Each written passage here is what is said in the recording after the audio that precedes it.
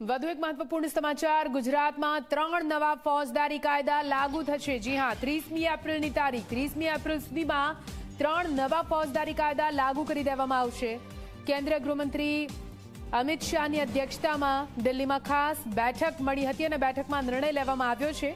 મુખ્યમંત્રી ભૂપેન્દ્ર પટેલ અને ગૃહ રાજ્યમંત્રી હર્ષ સંઘવી આ બેઠકમાં હાજર રહ્યા હતા અને આ બેઠકમાં નિર્ણય લેવામાં આવ્યો છે કે 3 નવા ફોજદારી કાયદા લાગુ કરવામાં આવશે। 30મી તારીખ 30મી એપ્રિલ સુધીમાં 3 નવા ફોજદારી કાયદા ગુજરાતમાં લાગુ કરી દેવામાં આવશે। તે પ્રકારની પૂરું જે ડિસિઝન છે તે કેન્દ્રીય ગૃહમંત્રી અમિત શાહની ઉપસ્થિતિમાં લેવામાં આવ્યું છે।